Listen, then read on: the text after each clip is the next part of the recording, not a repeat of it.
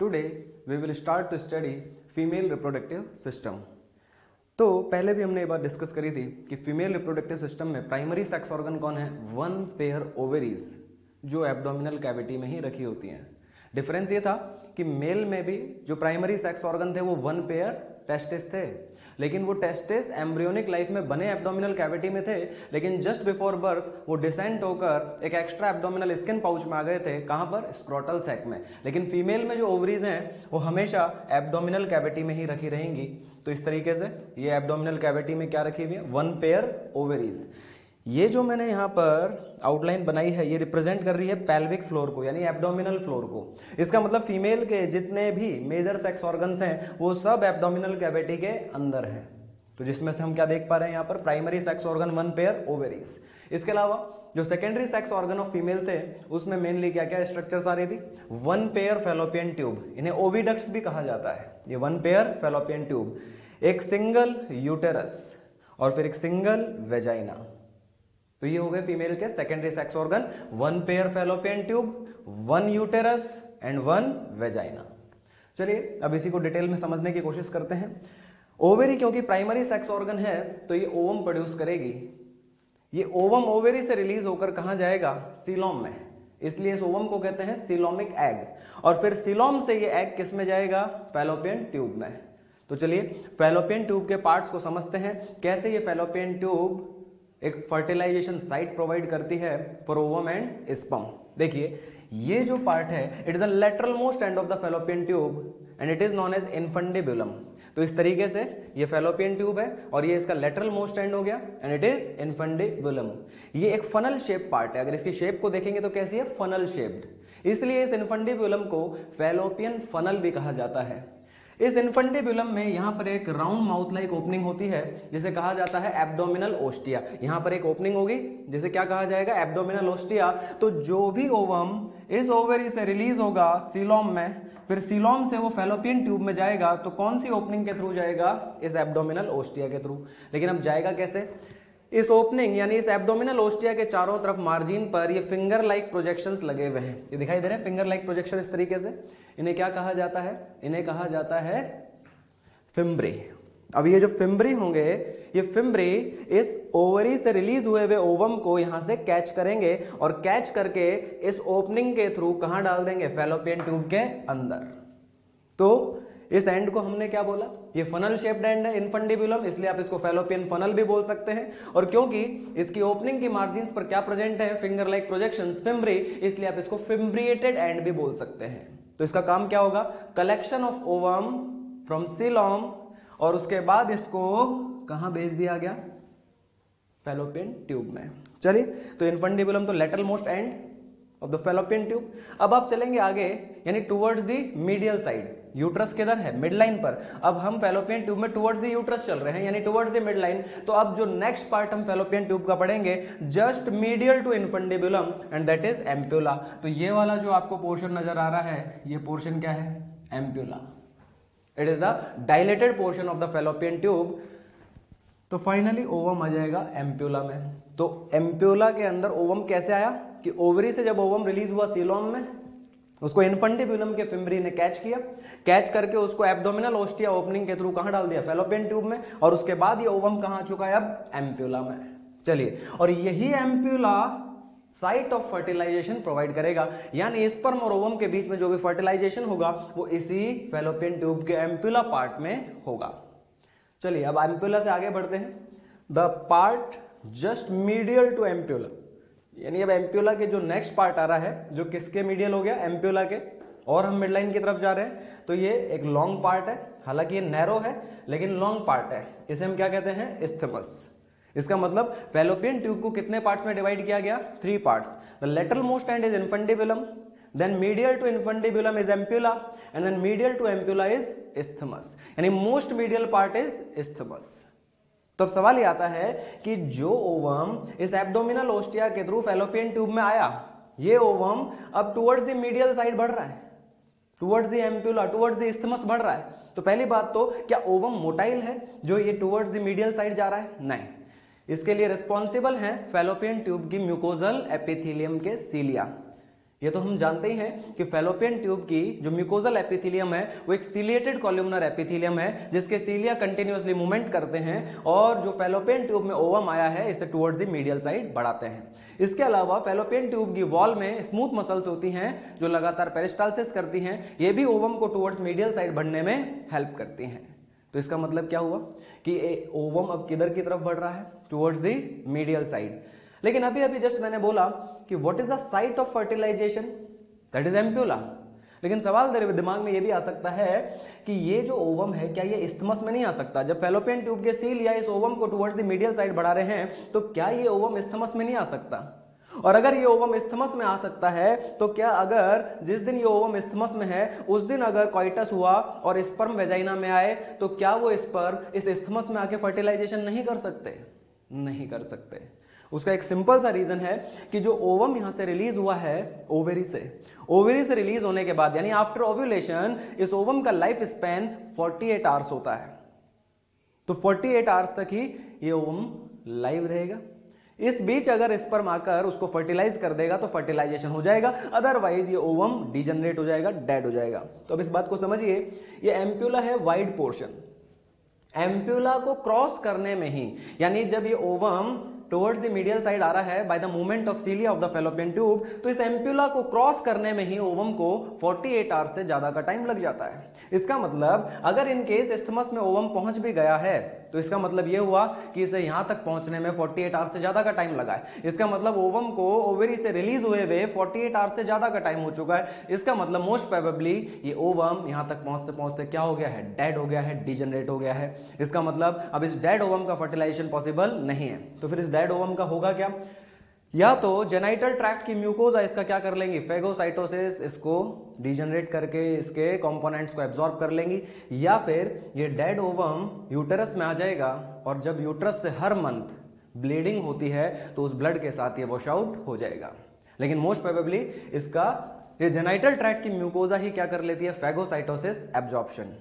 लेकिन एक बात समझने की ये है, क्या इस्थमस में फर्टिलाइजेशन हुआ? नहीं हुआ, क्योंकि उसका सीधा सा रीजन कि अगर इस्थमस तक ओवम पहुंचा है तो इसका मतलब उसे रिलीज हुए हुए 48 आवर्स से ज्यादा का टाइम हो चुका है और वो डेड हो चुका है, डिजनरेट हो चुका है, तो अब उसका फर्टिलाइजेशन पॉसिबल नहीं है। तो फर्टिलाइजेशन की प्रोबेबिलिटी कहां बनी?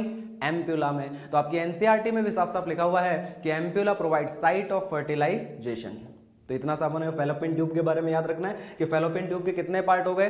3 parts. Lateral most end is infundibulum, that is also known as fallopian funnel या फिम्ब्रिएटेड एंड, जिसके अंदर एक ओपनिंग है जिसे हम बोल रहे हैं abdominal ostia.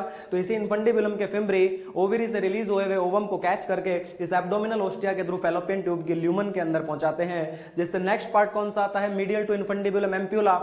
Ampulla wide portion है जो फर्टिलाइजेशन की साइट प्रोवाइड करता है। उसके आगे फिर जो नेक्स्ट मीडियल पार्ट आ रहा है यानी medial to ampulla, that is long and narrow part, that is isthmus. और अब ये इस्थमस पार्ट के थ्रू फैलोपियन ट्यूब किसमें ओपन होती है? यूटेरस में। ये है यूटेरस, ये है यूटेरस की cavity, that is uterine cavity. यानी Fallopian lumen opens into uterine cavity through which part of Fallopian tube? Isthmus. यानी medial most end of the fallopian tube isthmus, जो किसमें ओपन हो रहा है? यूटेराइन कैविटी में। चलिए अब यूटेरस की बात करते हैं। ये जो यूटेरस का शेप है ये थोड़ा हमें इस तरह से देखने को लगेगा कि it is inverted peer shape. कैसा?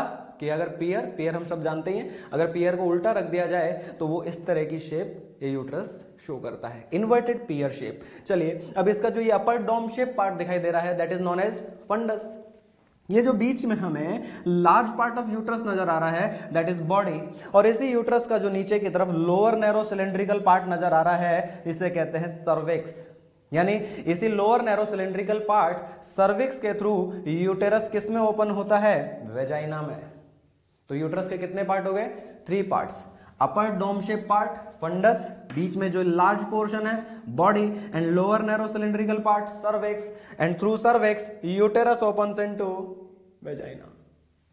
चलिए अब अगली कहानी समझे। यहां से देखिए, अगर हम हिस्टोलॉजी की बात करें, चाहे हम फैलोपियन ट्यूब का क्रॉस सेक्शन लें चाहे हम यूटेरस की वॉल का सेक्शन लें, हमें फैलोपियन ट्यूब और यूटेरस दोनों की ही वॉल में 3 लेयर्स नजर आएंगी। जो आउटर मोस्ट लेयर होगी वो सेरोसल लेयर होगी, पेरिटोनियल लेयर होगी, या इसी को बोल सकते हो ट्यूनिका एडवेंशिया। या तो इसको सेरोसा बोल दीजिए, या इसको पेरिटोनियल लेयर बोल दीजिए, या इसको ट्यूनिका एडवेंशिया बोल दीजिए। चाहे आप फैलोपियन ट्यूब की आउटर मोस्ट लेयर देखेंगे तो भी यही होगी, यूट्रस की आउटर मोस्ट लेयर देखेंगे तो भी यही होगी।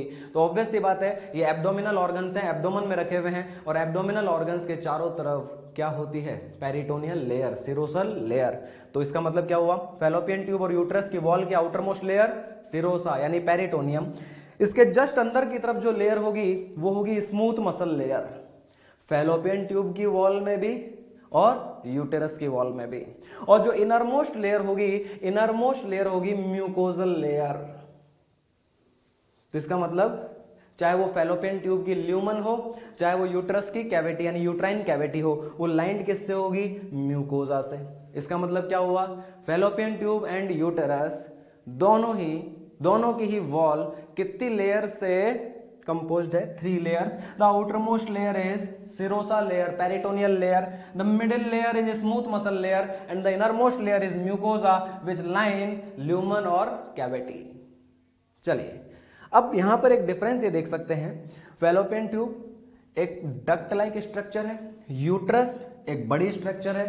तो ऑब्वियस सी बात है कि फैलोपियन ट्यूब की वॉल में प्रेजेंट ये लेयर्स यूटेरस की लेयर्स के कंपैरिजन में बहुत थिन होंगी। यानी यूट्रस की ये सभी लेयर्स सेम है, वही 3 लेयर फैलोपियन ट्यूब में, वही यूट्रस में, बस यूट्रस की ये लेयर्स ज्यादा थिक होंगी। और यूट्रस में भी इन तीनों लेयर्स में से सबसे ज्यादा जो थिकेस्ट लेयर होती है वो होती है स्मूथ मसल लेयर। लेकिन अब एक और बात यहां से जानेंगे, यूटेरस की इन तीनों लेयर को कुछ स्पेसिफिक नेम्स दिए गए हैं। जैसा फैलोपियन ट्यूब के केस में तो इन लेयर्स को बिल्कुल जनरल नेम से ही जाना जाता है। फैलोपियन ट्यूब के केस में हम क्या बोलेंगे, सबसे आउटर मोस्ट लेयर सिरोसा या पेरिटोनियल लेयर, उसके अंदर स्मूथ मसल लेयर, और सबसे अंदर फैलोपियन म्यूकोजा। लेकिन यूटेरस की इन तीनों लेयर्स को स्पेसिफिक नेम्स दिए गए हैं। यूटेरस की जो आउटर मोस्ट सिरोसा या पेरिटोनियल लेयर है उसे कहा जाता है पेरीमेट्रियम, जो स्मूथ मसल लेयर है उसे कहा जाता है मायोमेट्रियम, और जो सबसे अंदर इनरमोस्ट लेयर यानी म्यूकोजा लेयर है उसे कहा जाता है एंडोमेट्रियम। तो एक बात समझने की है कि इन तीनों वर्ड में पेरीमेट्रियम, एंडोमेट्रियम, मायोमेट्रियम जो तीनों वर्ड्स हैं इनमें एक कॉमन वर्ड आया है, दैट इज मेट्रा। और मेट्रा वर्ड किसको रिप्रेजेंट करता है, यूटेरस को। इसका मतलब ये यूटेरस की 3 लेयर्स को रिप्रेजेंट करने वाले नाम हो गए पेरीमेट्रियम, मायोमेट्रियम और सबसे अंदर एंडोमेट्रियम। जैसे हम हार्ट में पढ़ते हैं ना, हार्ट के लिए क्या वर्ड होता है, कार्डियक। इसलिए हार्ट की वॉल की लेयर्स को क्या कहा जाता है, पेरिकार्डियम, मायोकार्डियम, एंडोकार्डियम। ठीक उसी तरह से यहां पर जो मेट्रा वर्ड है वो किसको रिप्रेजेंट कर रहा है, यूटेरस को। तो यूटेरस की वॉल की लेयर्स को क्या नाम दिया गया, पेरीमेट्रियम, मायोमेट्रियम, एंडोमेट्रियम। तो लेयर्स तो फैलोपियन ट्यूब में भी वही 3 हैं, यूट्रस की वॉल में भी वही 3 लेयर्स हैं, लेकिन बस यूट्रस की लेयर्स फैलोपियन ट्यूब की लेयर्स के कंपैरिजन में ज्यादा थिक हैं और उनको कुछ स्पेसिफिक नाम दिए गए हैं, लाइक पेरीमेट्रियम, मायोमेट्रियम और endometrium respectively from outer side to inner side. चले, तो ये तो हो गया लेयर्स का कंपैरिजन। अब बात करते हैं म्यूकोजा की। म्यूकोजा जो बेसिकली है कनेक्टिव टिश्यू से बनी हुई होती है और ल्यूमन की तरफ जो है वहां पर एपिथेलियम लाइंड होती है, जिसे हम कहते हैं म्यूकोजल एपिथेलियम। तो यूटेरस और फैलोपियन ट्यूब की म्यूकोजल एपिथेलियम डिफरेंट है।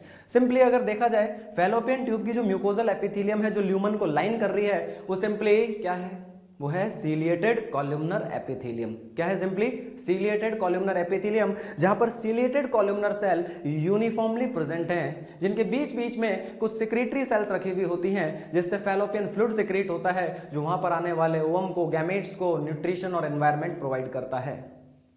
लेकिन अगर यूट्रस के म्यूकोजल एपिथेलियम की बात करें तो एक तो ये uterus mucosal epithelium simply non ciliated, अगर हम इसको ऑब्जर्व करें, जैसे मान लो ये मैंने यहां पर यूट्रस की एपिथेलियम को यहां पर रिप्रेजेंट कर रहा हूं, एक ये कुछ सरफेस देखने की कोशिश कर रहे हैं, तो यहां पर मैं देखूंगा कि मैक्सिमम जो इस एपिथेलियम में सेल्स हैं वो नॉन सीलिएटेड कॉलमनर सेल्स हैं, जबकि फैलोपियन ट्यूब में कैसी सेल्स थी, ciliated columnar sales uniformly distributed थी। लेकिन यूट्रस के एपिथेलियम में कैसी सेल्स हैं, नॉन सीलिएटेड कॉलमनर। हालांकि इन नॉन सीलिएटेड कॉलमनर सेल्स के बीच बीच में मुझे कुछ सीलिएटेड कॉलमनर सेल्स के गुच्छे यानी पैचेस इस तरह से नजर आ सकते हैं, इस तरीके से।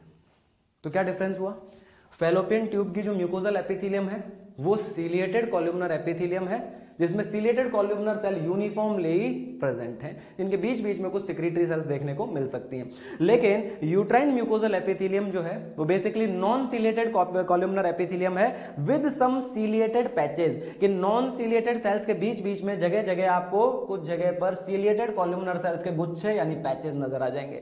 तो एक तो ये डिफरेंस है। दूसरा डिफरेंस ये है, फैलोपियन ट्यूब की म्यूकोजा के अंदर जो सेक्रेटरी यूनिट्स थी वो यूनिसेल्युलर सेक्रेटरी यूनिट्स थी। कैसी थी? Unicellular secretory units. मैंने बोला था कि सीलिएटेड कॉलमनर सेल्स जो यूनिफॉर्मली प्रेजेंट है उनके बीच बीच में कुछ क्या है? Secretory cells. तो वो क्या है? Unicellular secretory units. जबकि यूटेराइन म्यूकोजा में जो सेक्रेटरी यूनिट्स होंगी वो मल्टी सेल्युलर ट्यूबुलर ग्लैंड्स होंगी। इसका मतलब ये हुआ कि सिक्रीशन तो फैलोपियन ट्यूब की म्यूकोजा भी कर रही है और यूटेरस की म्यूकोजा भी कर रही है, लेकिन फैलोपियन ट्यूब की म्यूकोजा में जो सेक्रेटरी यूनिट्स हैं वो यूनिसेल्युलर सेक्रेटरी यूनिट्स हैं, जबकि यूटेरस की म्यूकोजा में जो सेक्रेटरी यूनिट्स हैं वो मल्टी सेल्युलर ट्यूबुलर ग्लैंड्स हैं, जिन्हें एंडोमेट्रियल ग्लैंड के नाम से जाना जाता है। उनसे रिलीज होने वाले फ्लूइड को कहा जाता है यूटेराइन मिल्क। क्या कहा जाता है? Uterine milk. अब क्योंकि मिल्क वर्ड आया है तो मिल्क वर्ड न्यूट्रिशन से रिलेटेड होता है, तो ये जो यूट्रस का यूटेराइन मिल्क है जो इसकी एंडोमेट्रियम ट्यूबुलर ग्लैंड से रिलीज होगा, इसका काम क्या होगा? आपको इतना पता होना चाहिए कि फर्टिलाइजेशन के बाद जो फैलोपियन ट्यूब में एम्ब्रियो बनता है वो एम्ब्रियो फाइनली इम्प्लांट कहाँ होता है, यानी उसका फिर फर्दर जो 9 मंथ तक डेवलपमेंट होता है वो कहाँ होता है? एंडोमेट्रियम में। यानी वो एम्ब्रियो एंडोमेट्रियम में इम्प्लांट होकर फिर फर्दर डेवलप होता है। तो अब इस एम्ब्रियो को न्यूट्रिशन कैसे मिलेगा? देखिए, हम इतना जानते हैं कि जो एंडोमेट्रियम पे एम्ब्रियो इम्प्लांट होगा तो एक प्लेसेंटा नाम की स्ट्रक्चर इस यूट्रस की वॉल में डेवलप होती है, जो मदर के ब्लड से न्यूट्रिशन ऑक्सीजन डायरेक्टली लेकर इस डेवलप हो रहे एम्ब्रियो को प्रोवाइड करती है। लेकिन जो प्लेसेंटा स्ट्रक्चर है उसको अभी फॉर्म होने में, डेवलप होने में टाइम लगेगा। तो जब तक प्लेसेंटा फॉर्म होकर फंक्शनल नहीं हो जाता तब तक यहाँ इम्प्लांटेड अर्ली एम्ब्रियो को न्यूट्रिशन कौन प्रोवाइड करेगा? That is uterine milk. तो जब एम्ब्रियो यहाँ इस एंडोमेट्रियम पर इम्प्लांट होगा तो उसको अर्ली स्टेज में न्यूट्रिशन कौन प्रोवाइड करेगा? यूटेराइन मिल्क, जो इसी एंडोमेट्रियल ट्यूबुलर ग्लैंड से सिक्रेट होता है। लेकिन जैसे जैसे एम्ब्रियो डेवलप होगा, प्लेसेंटा नाम की स्ट्रक्चर भी फॉर्म होती जाएगी, डेवलप होती जाएगी, तो फिर आगे न्यूट्रिशन की व्यवस्था कौन करेगा? प्लेसेंटा, जो डायरेक्ट मदर के ब्लड से न्यूट्रिशन लेकर किसको देगा? डेवलपिंग एम्ब्रियो को।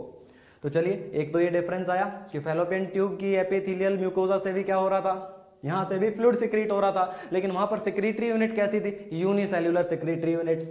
जबकि एंडोमेट्रियम के अंदर जो सिक्रीटरी यूनिट्स हैं वो कैसी हैं? मल्टी सेल्युलर ट्यूबुलर ग्लैंड्स, जिन्हें कहा जाता है एंडोमेट्रियल ग्लैंड्स, जिनसे रिलीज होता है यूटेराइन मिल्क, जो अर्ली स्टेज ऑफ एम्ब्रियो को न्यूट्रिशन प्रोवाइड करती हैं।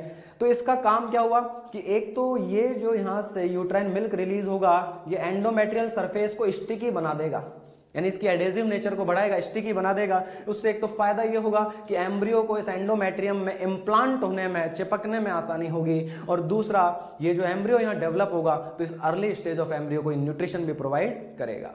That is the significance of uterine milk. तो चलिए, यहाँ पर हमने हिस्टोलॉजी को कंपेयर किया।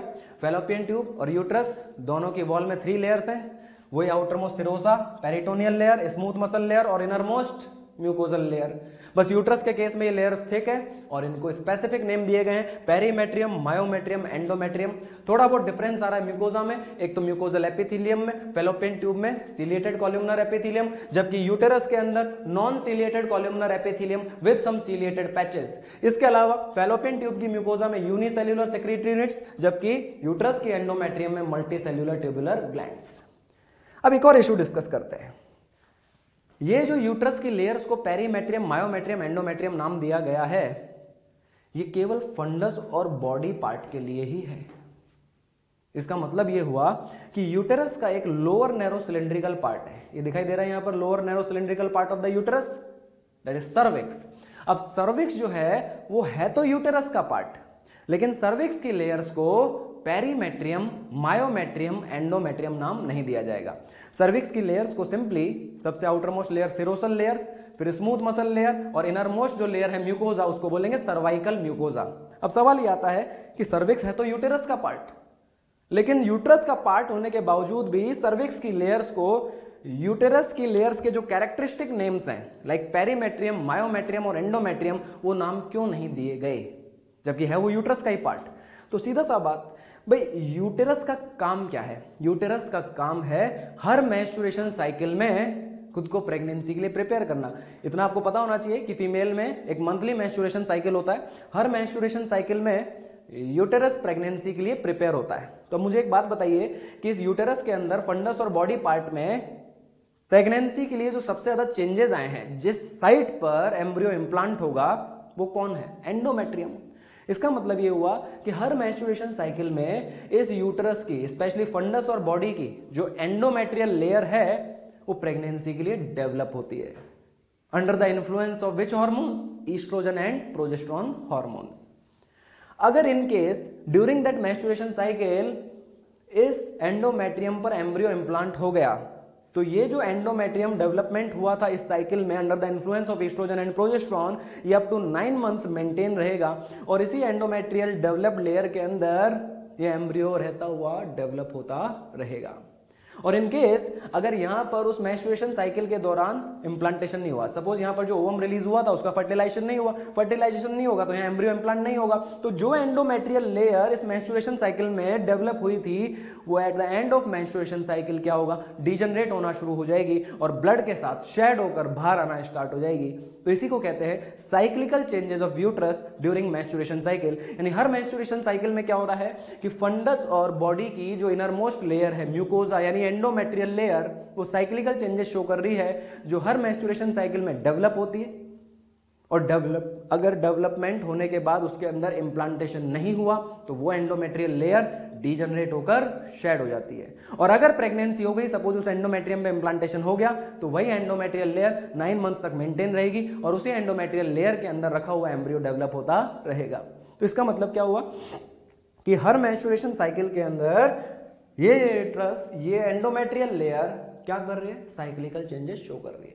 लेकिन जो सर्विक्स की म्यूकोजा है यानी सर्वाइकल म्यूकोजा, वो इस तरह के कोई भी प्रेगनेंसी के लिए डेवलपमेंट शो नहीं करती।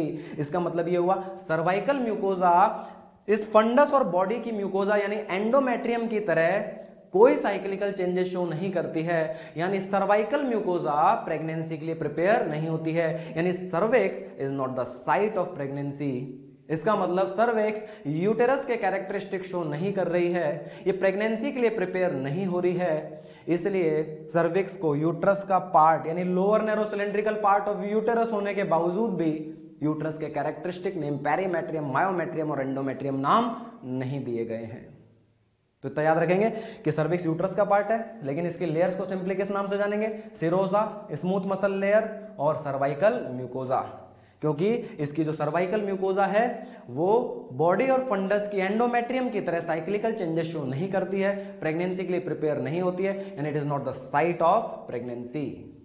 चलिए दूसरी बात यहां से सीखते हैं कि अगर सर्विक्स जो है वो अगर प्रेगनेंसी के लिए तैयार नहीं हो रही है, यानी वो प्रेगनेंसी की साइट नहीं है, इंप्लांटेशन की साइट नहीं है, तो फिर सर्विक्स का काम क्या है?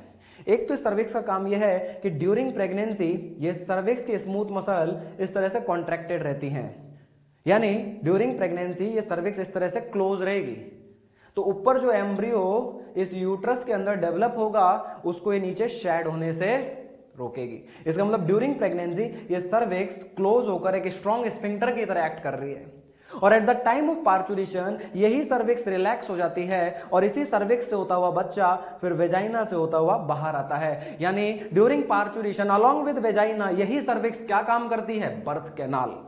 तो सर्विक्स के दो काम याद रखेंगे भाई, एक तो सर्विक्स ड्यूरिंग प्रेगनेंसी एक क्लोज होकर टाइट स्फिंक्टर की तरह काम करेगी, जो एम्ब्रियो जो यूट्रस में डेवलप हो रहा है उसको शेड होने से रोकेगी, और साथ ही साथ यही cervix at the time of parturition relax होकर along with vagina birth canal की तरह एक्ट करेगी। चलिए ये बात हो गई सर्विक्स की। अब एक बात यहां पर देखने वाली है कि ये देखिए ये सर्विक्स की ओपनिंग है, किधर की तरफ है? Towards the vagina. इस ओपनिंग को कहा जाता है एक्सटर्नल ओस।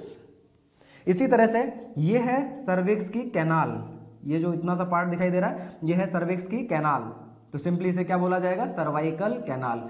तो जिस तरीके से हमने कहा कि सर्विक्स यूट्रस के कैरेक्टरिस्टिक शो नहीं करती है, तो इसकी लेयर्स को यूट्रस के कैरेक्टरिस्टिक नेम नहीं दिए गए हैं, तो इसी तरीके से हम इस सर्विक्स के अंदर जो स्पेस है इसको भी यूट्राइन कैविटी नहीं बोलेंगे, इसको हम सिंपली क्या बोलेंगे? Cervical canal.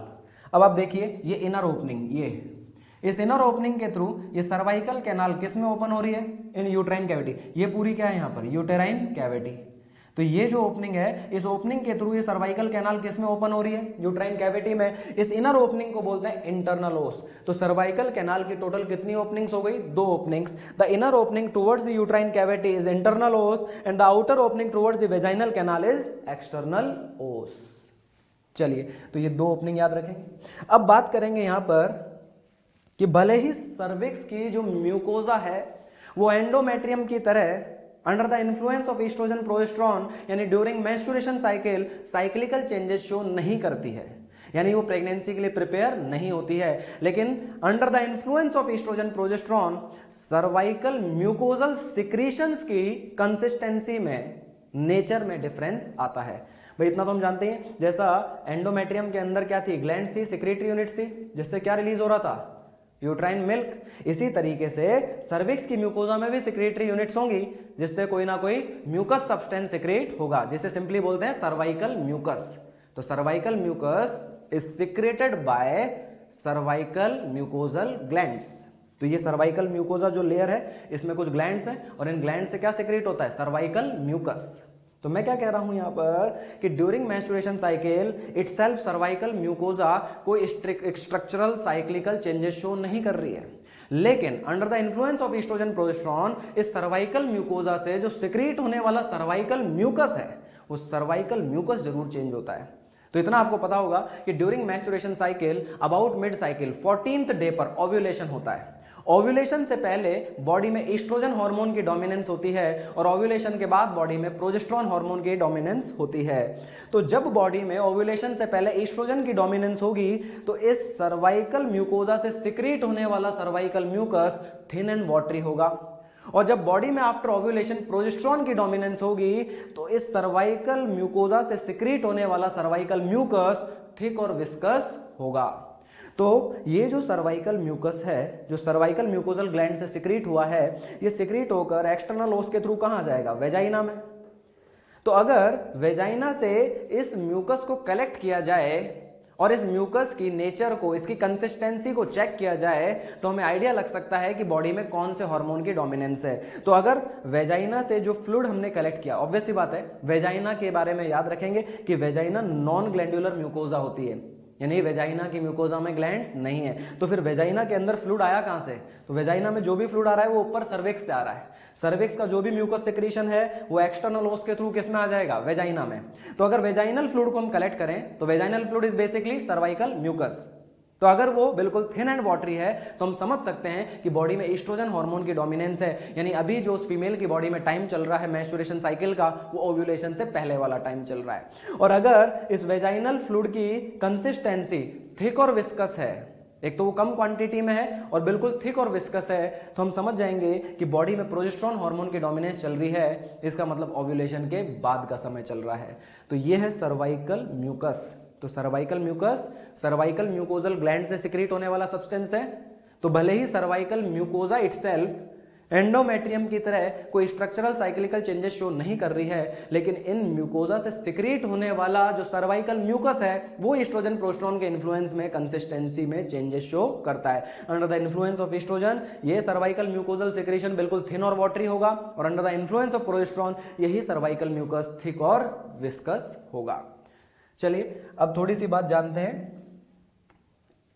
वेजाइना के बारे में। देखिए ये जो वेजाइना है एक फाइब्रोमस्कुलर ऑर्गन है, यानी इसकी वॉल भी फाइब्रस कनेक्टिव टिश्यू और स्मूथ मसल से बनी हुई है। ये है अंदर वेजाइनल कैनाल। ये जो वेजाइनल कैनाल है it is lined by vaginal mucosa. ये क्या है, वेजाइनल म्यूकोजा। तो ऑब्वियस सी बात है कोई भी म्यूकोजा है वो बनी भी बेसिकली कनेक्टिव टिश्यू से होगी, और ल्यूमन की तरफ क्या होगी उसमें, एपिथेलियल लाइनिंग।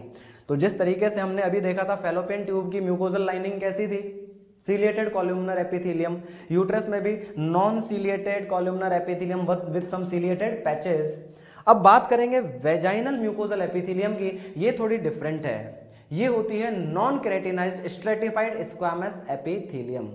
तो अगर मैं आपसे पूछता हूं कि आपको फीमेल जेनाइटल ट्रैक्ट में एपिथेलियल ट्रांजिशन कहां देखने को मिलेगा, तो आप बोलेंगे एक्सटर्नल ओस, क्योंकि देखिए ये वेजाइना की एपिथीलियम है। ये कैसी एपिथीलियम है? Non keratinized stratified squamous epithelium. ये कौन आ गया? एक्सटर्नल ओस। तो एक्सटर्नल ओस तक यही एपिथीलियम आएगी, लेकिन जैसे ही एक्सटर्नल ओस से अंदर की तरफ सर्विक्स की तरफ बढ़ेंगे तो ये एपिथीलियम कैसी हो जाएगी? ये हो जाएगी non ciliated columnar epithelium with some ciliated patches. यानी कुल मिला के ये था कि इस एक्सटर्नल ओस से बाहर जो भी एपिथीलियम है, जो वेजाइना की एपिथीलियम है, वो तो कैसी है? स्ट्रेटिफाइड है और स्क्वैमस है। जबकि जैसे ही एक्सटर्नल ओस से अंदर टुवर्ड्स द सर्विक्स यानी टुवर्ड्स द यूट्रस बढ़ेंगे तो ये एपिथीलियम कैसी हो जाएगी? सिंपल हो जाएगी और साथ ही साथ कॉलमनर हो जाएगी। तो ये एपिथेलियल ट्रांजिशन जोन है जो कहां पे देखने को मिलेगा? एक्सटर्नल ओस पर। चलिए, वेजाइना के लिए मैंने आपको पहले भी बता दिया था कि जो वेजाइनल म्यूकोजा है वो नॉन ग्लैंडुलर है। वेजाइना की म्यूकोजा से इटसेल्फ कोई इस तरह का सिक्रीशन नहीं हो रहा है, लेकिन वेजाइना में ऑलवेज फ्लूइड प्रेजेंट होता है जिसे बोलते हैं वेजाइनल फ्लूइड। तो जब वेजाइनल म्यूकोजा नॉन ग्लैंडुलर है तो वेजाइनल फ्लूइड आया कहां से? ऊपर सर्विक्स से। तो वेजाइना में बेसिकली जो वेजाइनल फ्लूइड है उसका ओरिजिन है सर्विक्स, इसलिए हम वेजाइनल फ्लूइड को सर्वाइकल म्यूकस भी बोल देते हैं, क्योंकि है तो वो सर्वाइकल म्यूकस ही ना जो वेजाइना में आया है। चलिए, दूसरी बात, इस वेजाइना की जो पीएच होती है वो एसिडिक होती है बिटवीन 4 to 5। ये एसिडिक पीएच जो है ये एक इनेट इम्यूनिटी का फिजियोलॉजिकल बैरियर है जो इस वेजाइना के अंदर माइक्रोब्स की, पैथोजन की ग्रोथ को रोकता है। तो अब सवाल ये आता है कि इस वेजाइना की एसिडिक पीएच के लिए रिस्पॉन्सिबल कौन है? इसके लिए रिस्पॉन्सिबल होते हैं कुछ बैक्टीरिया। इस वेजाइनल म्यूकोजा में कुछ बैक्टीरिया कॉलोनाइज्ड होते हैं जिन्हें बोलते हैं लैक्टोबैसिलस एसिडोफिलस, जो वेजाइनल म्यूकोजल सेल्स में ग्लाइकोजन का कंजप्शन करके उसे लैक्टिक एसिड में कन्वर्ट करते हैं, और उसी लैक्टिक एसिड की वजह से वेजाइनल पीएच कैसी होती है? 4 to 5, जो इस वेजाइनल कैनाल के अंदर माइक्रोब्स यानी पैथोजन की ग्रोथ को रोकते हैं, यानी डिजीज होने से बचाते हैं। तो ये वेजाइना का एक क्या हो गया? फिजियोलॉजिकल बैरियर जो against micro organism, against pathogen body को प्रोटेक्ट करता है। इसके अलावा एक बात हम और जान सकते हैं, ये जो यूटेरस है, ये वेजाइना है, ये एम्ब्रियोनिक लाइफ में 2 बन रहे थे। आप याद करो जो पहली क्लास में पढ़ा था कि फैलोपियन ट्यूब, यूटेरस और वेजाइना, इसका फॉर्मेशन किससे हुआ था? मुलेरियन डक्ट से। एक मुलेरियन डक्ट इधर बनती है, एक मुलेरियन डक्ट इधर बनती है, यानी एक फैलोपियन ट्यूब, यूटेरस और वेजाइना इधर डेवलप होने लगा, एक फैलोपियन ट्यूब, यूटेरस और वेजाइना इधर डेवलप होने लगा। इसका मतलब एम्ब्रियोनिक लाइफ में 2 फैलोपियन ट्यूब, 2 यूटेरस और 2 वेजाइना बन रहे थे। लेकिन फाइनली अभी हम देख क्या रहे हैं कि फैलोपियन ट्यूब तो 2 ही हैं, लेकिन यूटेरस और वेजाइना एक ही रह गया। इसका मतलब क्या हुआ कि मुलेरियन डक्ट 2 थी, लेकिन इन मुलेरियन डक्ट के लोअर पार्ट से जिससे यूटेरस और वेजाइना डेवलप हो रहा था वो पार्ट क्या हो गया? फ्यूज। जबकि अपर पार्ट जो जिससे फैलोपियन ट्यूब डेवलप हो रही थी वो फ्यूज नहीं हुआ। तो इसका मतलब फैलोपियन ट्यूब कितनी रह गई? 2। और फाइनली यूटेरस और वेजाइना फ्यूज हो गए, तो फाइनली यूटेरस और वेजाइना कितना बचे? 1। इसलिए फैलोपियन ट्यूब 2 हैं, यूटेरस और वेजाइना 1 है।